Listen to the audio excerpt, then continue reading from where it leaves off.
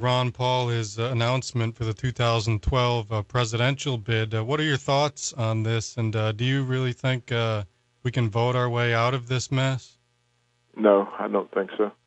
I don't think enough people are aware to understand why they need somebody different outside the system, somebody like Ron Paul. I don't think the American people have the awareness yet to realize that. And also, Ron Paul isn't the most charismatic, kind of guy. He doesn't have that sort of political attractiveness for ordinary people. So many people vote for reasons that have nothing to do with issues or anything. So I don't think that we can vote our way out. And in fact, I would be fearful for Ron Paul's life if I thought he had a chance, because they're not going to lose control.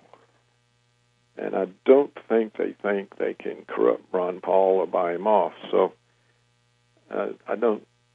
If they thought that he could be elected, I just think that would be the end of him. He'd have an accident. So I don't think we can get out of it until the system itself collapses, which it may do. The country is overextended, if not militarily, at least financially. We have these massive trade and budget deficits that we cannot finance. We're printing money like a third world banana republic to finance the government's operation. There's not much left that the government can plunder. I suspect that before long they'll get around to confiscating private pensions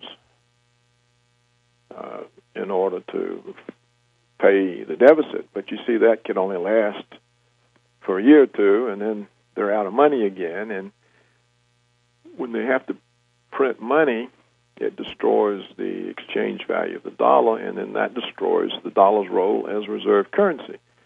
And without the ability to pay our bills and our own money, we can't finance the wars. We can't finance our energy imports. We can't do much of anything. We can't finance our imports of manufactured goods, of food. So I think on the whole, they're on a course that's going to run the system into the ground. And that will, of course, destroy the livelihood of Americans and all their hopes and aspirations. And we'll have a tremendous amount of poor people and a very tiny number of rich, and that's never stable politically. And the government will have destroyed its power by destroying the dollar. So at that point, there probably would be some major changes, and they'd probably be violent. But I don't see any other outcome, unless, of course, they stop the wars. The wars are very expensive, but they can't, because the military security complex is too powerful. Wall Street is too powerful. It's not really a democracy. As I said earlier, we have a Caesar in the White House with no real limits on his powers. And the country itself is run by an oligarchy. There are a few very powerful private interest groups. They fund the campaigns. They determine, who gets nominated, who runs. They don't care which, since they're funding both sides, both parties, it doesn't much matter to them who wins, because they control the situation anyhow. And these are the interest groups that write the legislation that Congress passes and the president signs. And no member of Congress writes a bill anymore. They're written either by executive branch agencies, or they're written by the very powerful private interest groups.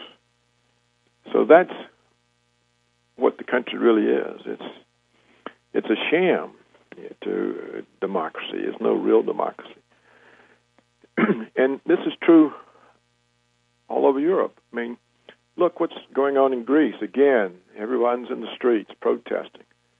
I'm not talking about, a few hundred, a few thousand people, hundreds of thousands. And why are they protesting? Because the vast majority of the people are being forced to reduce their living standards, their incomes, to see the cutback on services on which they depend in order to fund the bailout of a few rich bankers in Wall Street. Well, that's not a democratic outcome, is it? And yet everyone says, oh, Greece is a democracy. Well, the same thing is going on in Ireland. And then last week it came out that the Irish government is now starting to confiscate private pensions in order to fund itself. They're starting with a tax on the accumulation. Private pensions accumulate tax-free until you go on retirement and start drawing them out. Then they're taxable income. Well, in Ireland now, they're going to start taxing the accumulations in order to finance the government, which can't borrow anymore because it went broke on all the bad bonds and so forth. And so that's not a democratic outcome either. And in England, what they do, when they had to bail out the banks, they raised the tuition on the college kids and took away social services that people depend on, and that's not a democratic outcome.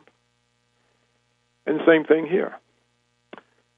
What they do here, they even cut taxes. Not only did they bail out the mega-rich bankers on Wall Street by dumping more debt on American tax-paying public, but then they turned around after doing that and cut the taxes on the rich again. So these are not democratic outcomes.